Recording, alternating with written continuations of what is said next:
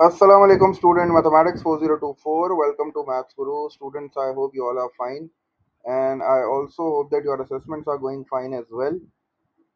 Talking about the maths assessment, inshallah on Monday 25th of September grade 11 का maths का assessment होगा। और assessment हो और असेसमेंट टॉक्स की वीडियो ना आए तो मज़ा नहीं आता, तो इसीलिए थोड़ा सा टाइम निकाल के मैंने आप लोग के लिए ये वीडियो बना दी है असेसमेंट टॉक्स की। इंशाल्लाह इसमें काफ़ी सारी डिटेल्स हैं मेरे पास जो मैं आप लोग के साथ शेयर कर दूंगा। पेपर मैं इसमें शेयर नहीं करूंगा।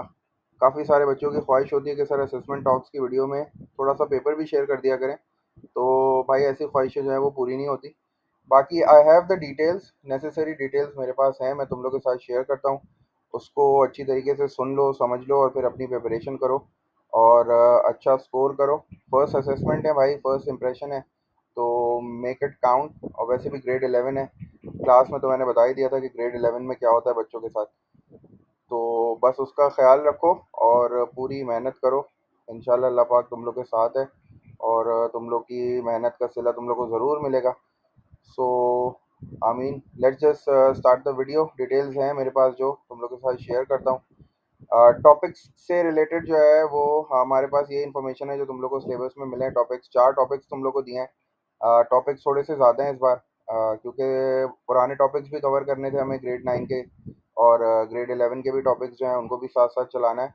तो टॉपिक्स हमारे पास 4 थे। First topic was algebraic manipulation, the second one was solution two equations, जिसमें लीनियर और क्वाड्रेटिक दोनों हमने डालें। और फिर मैंने आगे लिखा हुआ है कि वर्ड प्रॉब्लम्स भी इंक्लूडेड है। इसका मतलब है कि आपको जो है वो क्वाड्रेटिक और लीनियर की वर्ड प्रॉब्लम्स भी जो है वो प्रैक्टिस करनी है।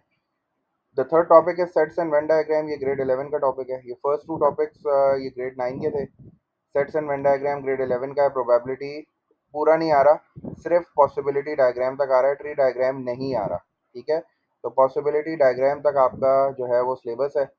और your assessment will be of 25 marks. ठीक है, और 50 मिनट्स आपको मिलेंगे इसको कंप्लीट करने के लिए। कैलकुलेटर इसमें अलाउ है क्योंकि इसमें क्वाड्रेटिक इक्वेशंस आ रही हैं, तो क्वाड्रेटिक इक्वेशन को सॉल्व करने के लिए हमें कैलकुलेटर की ज़रूरत पड़ेगी, तो कैलकुलेटर इसमें अलाउ हो गया। ठीक है, अच्छा ये तो सारे टॉपिक्स थे।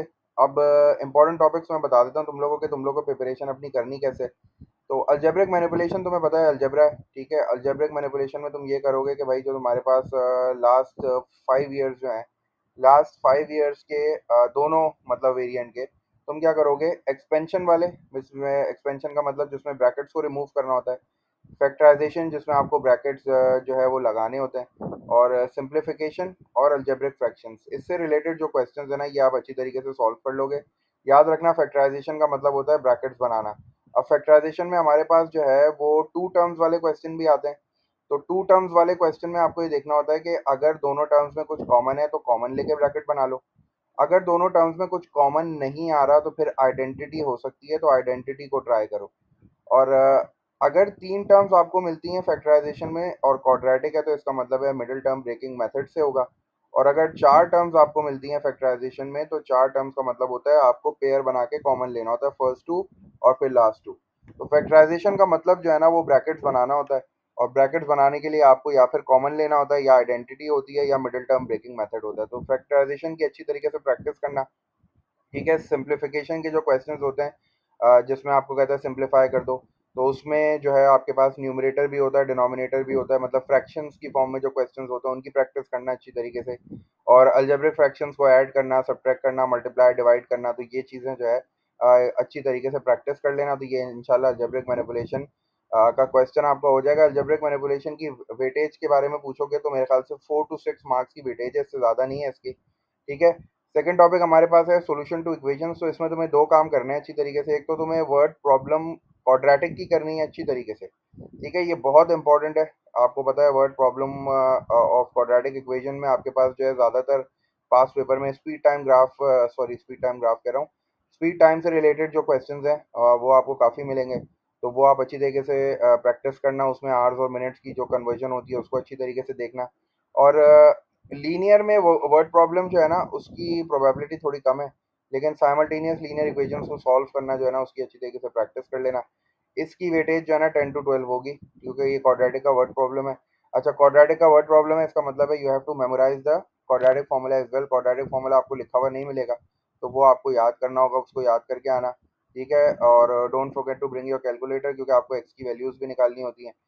उसके बाद जो थर्ड टॉपिक है that is sets and Venn diagram. Sets और वेन डायग्राम की जो वेटेज है वो वही 5 to 6 मार्क्स की होगी। और इसमें जो दो इंपॉर्टेंट टॉपिक्स हैं, एक तो वर्ड प्रॉब्लम हो गई। वर्ड प्रॉब्लम में तुम्हें पता है 3 सेट्स वाली जो वर्ड प्रॉब्लम है, उसमें कौन सा एरिया, ओनली वाला वर्ड, और शेडेड एरिया। ठीक है, शेडिंग जो होती है वेन डायग्राम की वो अच्छी तरीके से प्रैक्टिस कर लेना। ज़्यादातर जो है वो शेडिंग और वर्ड प्रॉब्लम ही आती है, वो ए कॉम्प्लीमेंट बी कॉम्प्लीमेंट इस तरह जो है ना, वो आपसे सेपरेटली नहीं पूछता। हाँ, वो वर्ड प्रॉब्लम के अंदर पूछ सकता है।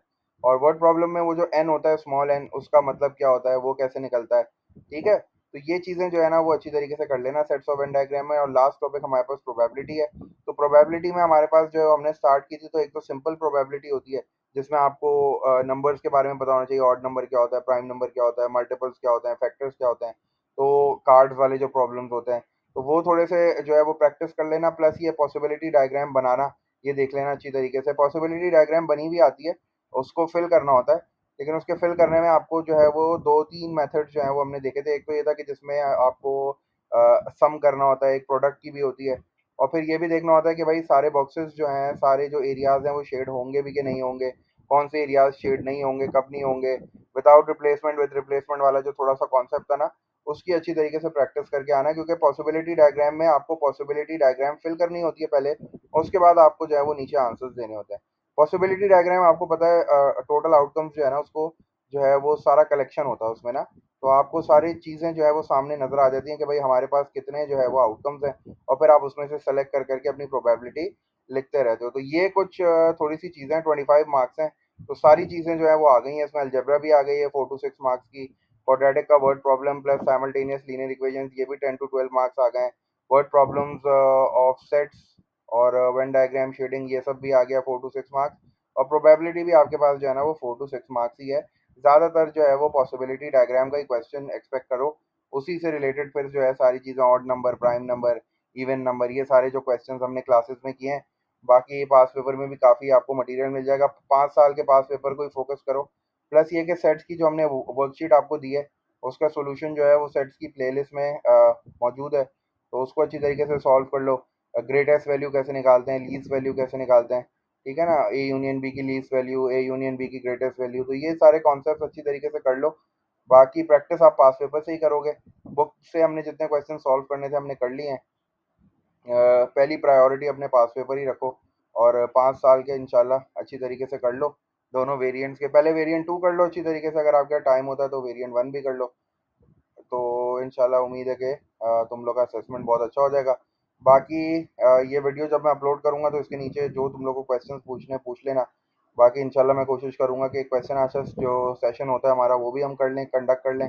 और अगर कोई वीडियोस बनाऊँगा प्रैक्टिस क्वेश्चंस की, कुछ एक्सप्लेनेशन की, तो वो भी इंशाल्लाह ज़रूर शेयर करूँगा। बाकी तुम लोग के पास कोई क्वेश्चन हो तो वो भी मेरे साथ शेयर कर लेना, मैं इंशाल्लाह वो एक्सप्लेन कर दूँगा। ठीक है, ऑल द बेस्ट, इंशाल्लाह मिलते हैं मंडे को फिर।